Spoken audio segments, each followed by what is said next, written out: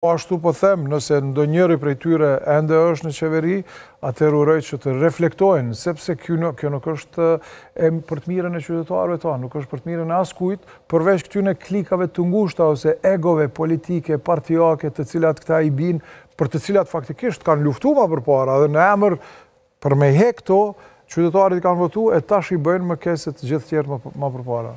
Në fakt, për të funksionuar gjithçka dhe brenda natyrisht një mandati tjetër, ju duhet edhe një bashkëpunim në asamble.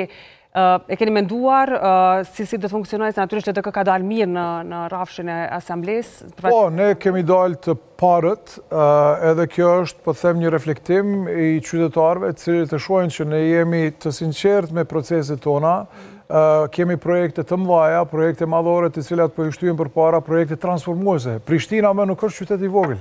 Prishtina tash po rritet edhe i duhen projekte të mdha, projekte transformuese që e transformojnë Prishtinën për 20, 30, 50 vitet e ardhshme.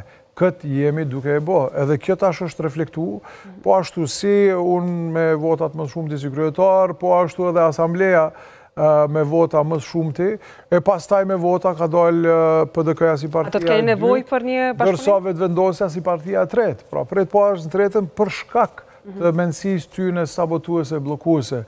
Gjithsesi që do të ketë nevojë të bashkëpunojmë, edhe unë i ftoj të gjitha partitë të jenë bashkëpunuese, pra të na bashkangjiten në transformimin e kryeqytetit me atë vizion të cilin e kemi paraqit, sepse është për të mirën e fëmijëve tonë, për të mirën e të ardhmes tonë. Kemi tregu projekte transformuese në transportin publik, në edukim, në aspekte infrastrukturore të mëdha.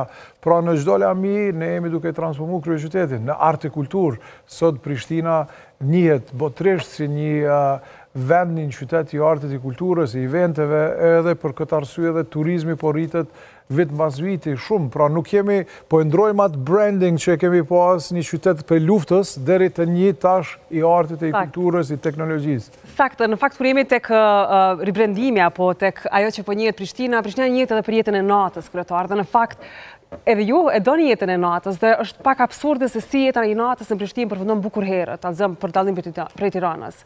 Jo, ne kemi rregulloren me cilin edhe kemi kriju e kemi konsultu së bashku me gastronomet edhe rezidentët në për zona të kryeqytetit, ku tash munden me punu deri në orën 12, po është një problem aty i ligjit i cili thot që duhet të përfundojë në orën 10, të cilin ne kemi kërku nga niveli qendror që ta ndrojnë, pra ta zbatojnë ose ta shtyjnë deri në orën 12, po ashtu kemi edhe për klubet të natës, kemi leje të cilat vazhdojnë deri në orën 5, po normal që ato nuk janë në zonat rezidenciale, janë në zonat industriale, ku sot po them kemi edhe një numër të shtuar të vendeve të klubeve të natës ku të rinjt mundet me shku, me kalu kohë të bukur, po të njëjtën kohë po them jemi në përpunim e sipër edhe në zonat qendrore. Nëse izolimi është i mirë në hapësira edhe nuk kemi problem me zë në pjesët rezidenciale, atëherë normal që ne mundemi me i licencu edhe ato. Po nëse në anën tjetër kemi zhurmat të cilat janë problem për rezident, normal që duhet me kriju një balans të mirëfill për të gjithë qytetarët e kryeqytetit. Mirë po them, jeta e natës është në zhvillim e sipër tash, sepse i kemi zonat e caktume në zonat industriale ku edhe kemi klube ku rinia jonë mundet me vazhdu arktimin. Në fakt, si që thuhet në aspektin metaforik, elefanti në dhomë është trafiku në Prishtinë dhe si do të zgjidhet në fakt çështja e trafikut? Po e pat këte, ndoshta para disa ditësh unë që 4 vite them që duhet me ndërtu unazën e kryeqytetit. Domethënë para 3 vite gjysmë ne kemi përfunduar unazën e kryeqytetit si projekt. Po ashtu kemi fondet i kemi konfirmuar prej EBRDs, prej Bankës Europiane të Zhvillimit, derisa 206 milion pra ka kushtu i gjithë zhvillimi unazës të kryeqytetit, 82.4 milion prej këtyne, pra rreth 40% kanë qenë grant, pra pa pare.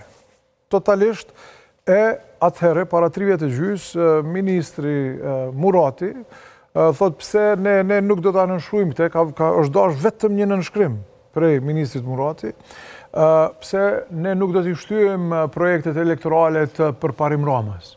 Domethënë që unë nuk kam i marrë ato me veti askund. Domethënë ato janë projekte për cilat qytetarët e kryeqytetit më kanë votu për me shty përpara, të cilat ne kemi siguru të gjitha, pra edhe projektin, edhe bugjetin,